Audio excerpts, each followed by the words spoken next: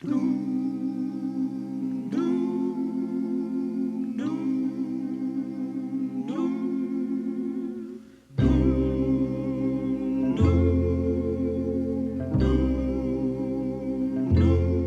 been documenting my people through the lens of a camera for the last 51 years.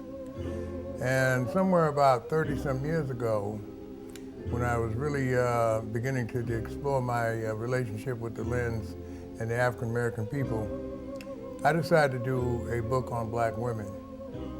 30-some years later, it ain't done, and it'll never be done until the day I die.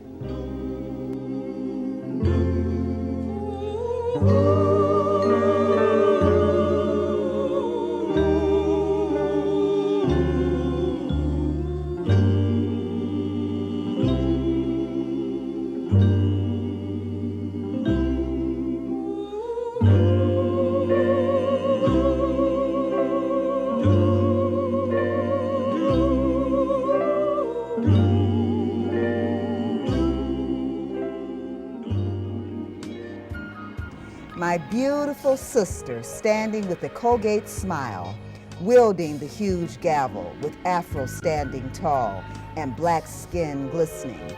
She was the delegate to the Democratic National Convention, California's first black congresswoman, Yvonne Brathwaite Burke, fighting for freedom the all-American way, intelligence and beauty working at its best.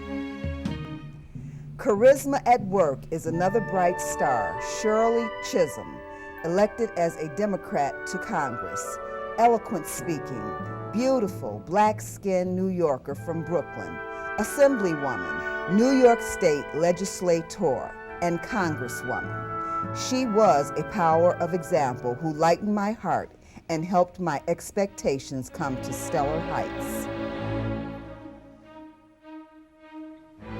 A young woman from Houston took the world by storm with her oratorical skills, admitted to the bars in Massachusetts and Texas, and elected to the Texas Senate and re-elected. Barbara Jordan, elected as a Democrat to Congress and delegate to the Democratic National Convention. College professor, Lyndon B. Johnson, Centennial Chairman in National Policy, and much, much more. Barbara Jordan is strength, truth, and elegance, the form of a black woman who blazed strong and proud through the American justice system for us all. Precious Lord. A black woman fighting in the American Civil Rights Movement and the right to vote was a member of the Student Nonviolent Coordinating Committee and born in Montgomery County, Mississippi. Fannie Lou Hamer. Fannie believed in education, particularly on aspects of economics and politics for total success and financial independence.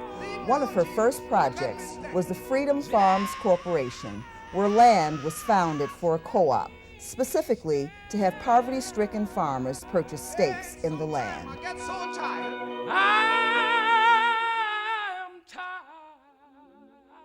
Coretta Scott King was married to the king and full of brains and beautiful as well. She loved music, children, family, and education. She went on to Antioch College in Ohio on a full scholarship, became interested in civil rights as an undergraduate. After marrying Dr. King and surviving the civil rights movement, Mrs. King continued to serve the cause of justice and human rights. Not to let her husband's memory fade away, she was successful in leading a campaign to establish Dr. King's birthday as a national holiday by an act of Congress. In 1971, I was doing a story on the Old South in the Mississippi Delta in Magnolia County, in the area around Holly Springs, Mississippi. And we were going into a lot of plantation houses and interviewing the people who were there. And in all of the houses we went into, it was mothers and children. All the houses we visited, the TV was on, the mothers and the children were sitting around watching game shows and soap operas. In each of the homes, after we interviewed the mother, the writer asked all the kids what they want to do or who they want to be when they grow up. And he constantly got a bunch of, I don't know. We were riding down through the Delta, and I was changing film or something. I had my head down, and I heard Jack say, "Stop the car, stop the car." As he slowed down, there was a plantation house right by the road, and behind there was a mother and about 5 or 6 of her kids in height of a succession, from the next biggest to her down to the smallest, in the field with hoes digging in the dirt. As the interview proceeded, the woman said, "We're not allowed to grow no food on this plantation, but I told the plantation owner, I can't feed these kids on what I make off this land. I'm growing me some food." And he ain't said nothing to me and ain't bothered me. This woman's home was right on the road, an example of defiance. When the writer, Jack White, asked each one of those kids that was digging in that dirt, when he asked them what they wanted to be in the future, they all wanted to be somebody, a nurse, a doctor, a teacher.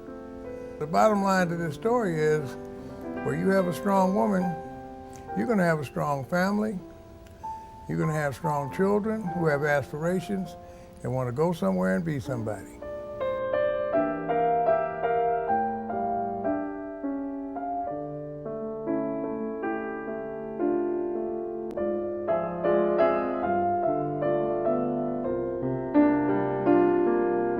Great Black woman, mother of the earth and universe, you have led so many to freedom through your sisters, daughters, nieces, aunts, grandmothers, godmothers, and friends. I know you, love you, revere you, admire you, hold you in the highest esteem. You are my sheroes.